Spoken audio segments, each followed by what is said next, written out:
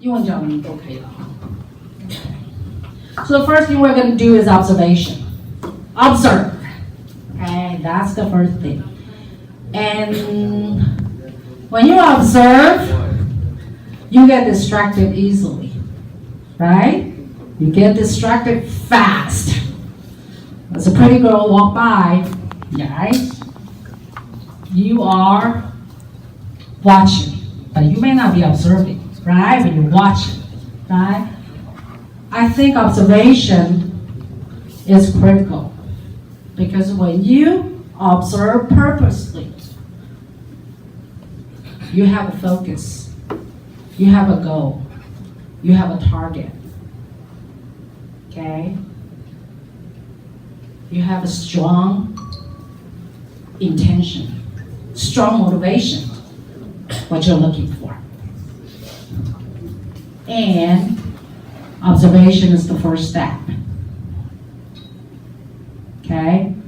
But most of, before we talk about problem solving, if we don't have anything, if we're not looking, if we're not finding what's the issue, way to be solved, then we'll never think about problem solving. So this observation right here, I'm not talking about you walk around in the street, okay, watching everybody holding an Android phone, and you don't wonder.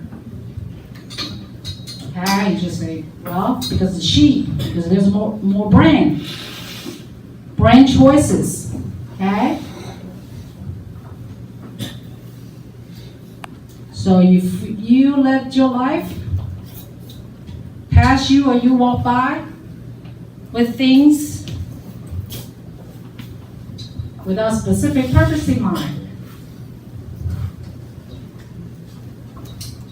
you're not observing.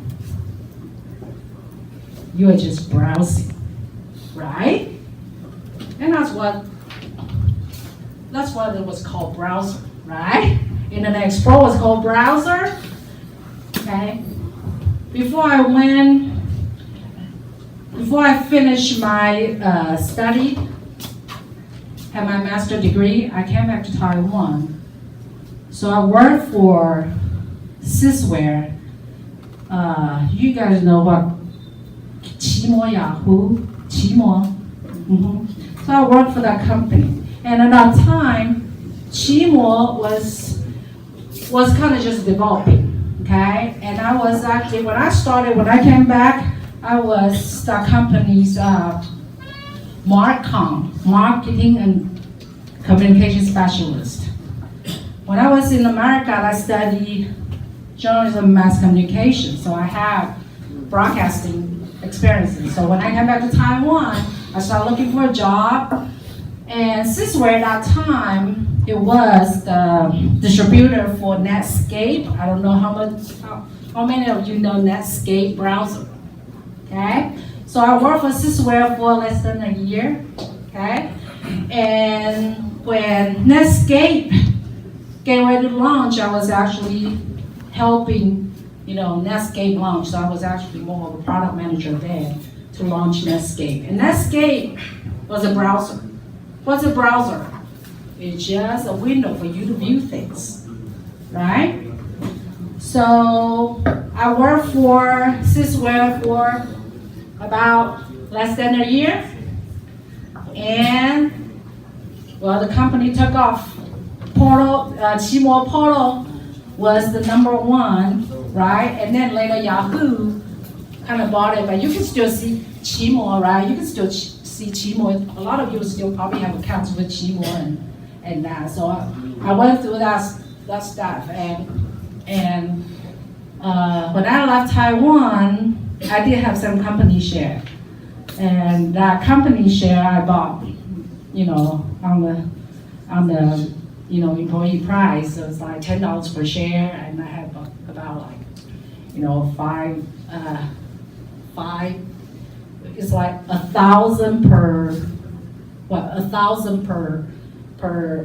it's not a share, it's like 1,000 for a unit, right? So I have about 5 units, it's like 5,000 shares. And it went up to, before even get onto the IPO, get onto the market, it went up to really, really high about at one point in time, I know it was like 900. I got it $10 a share. At one point in time, it was like 900 something. I didn't sell it. If I sold it then, I'll be rich.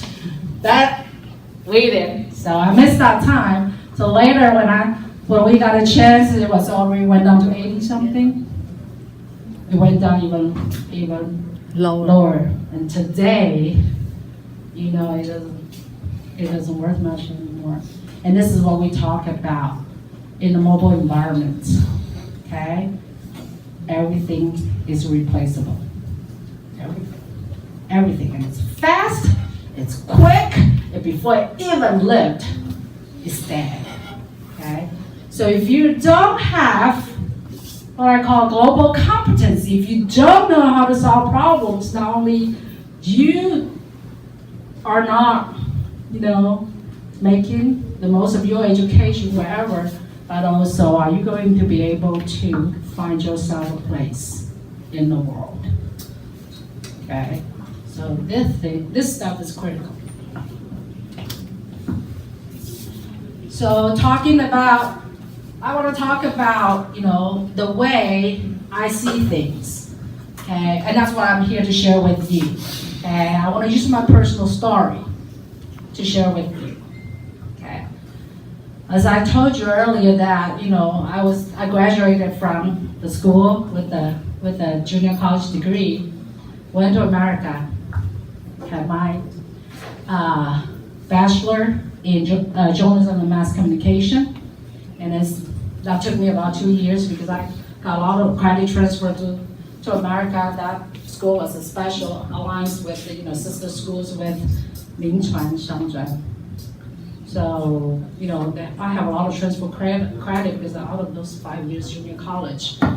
Then, so spent 2 years, got my degree in mass communication, and now without sweat and tears, okay?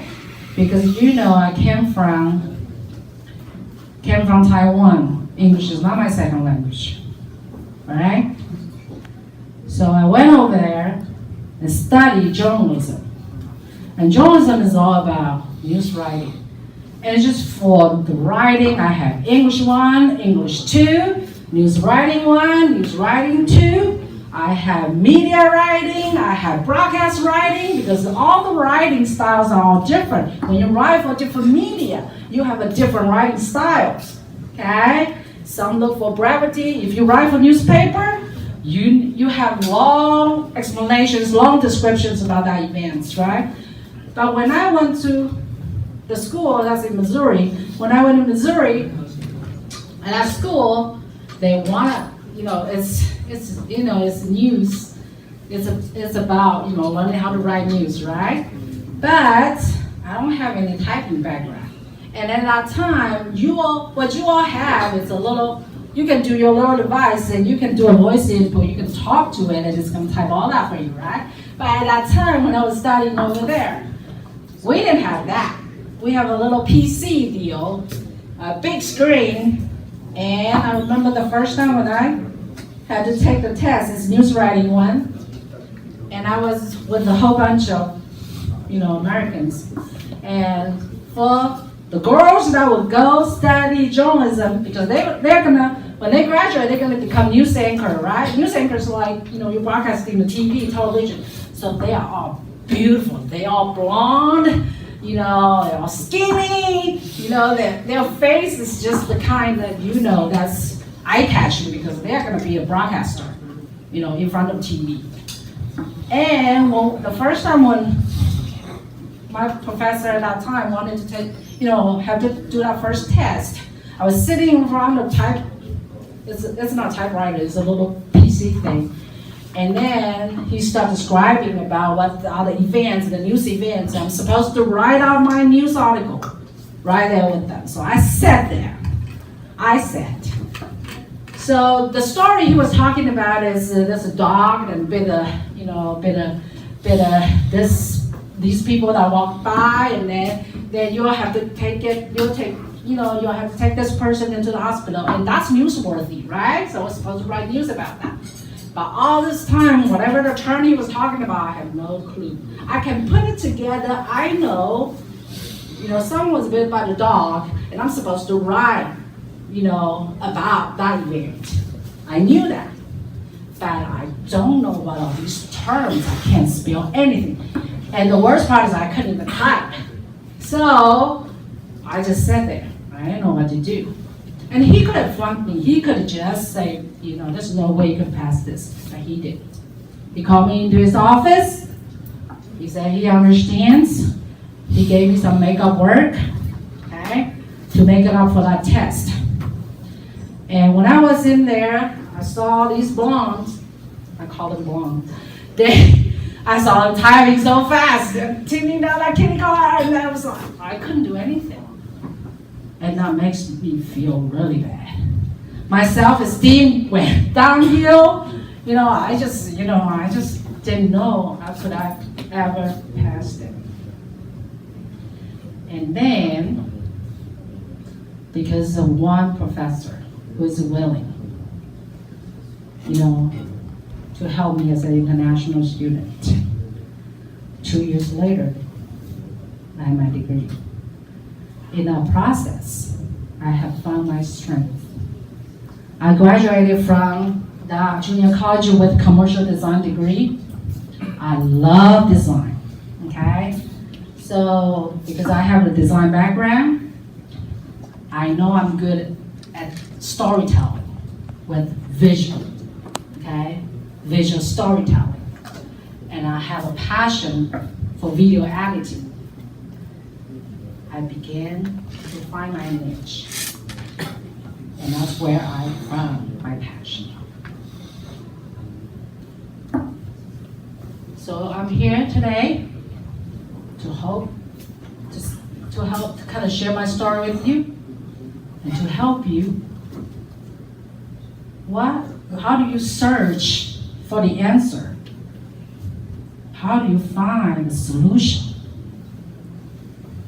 It could be for your life. It could be the issues that's at hand. And hopefully this will make you think.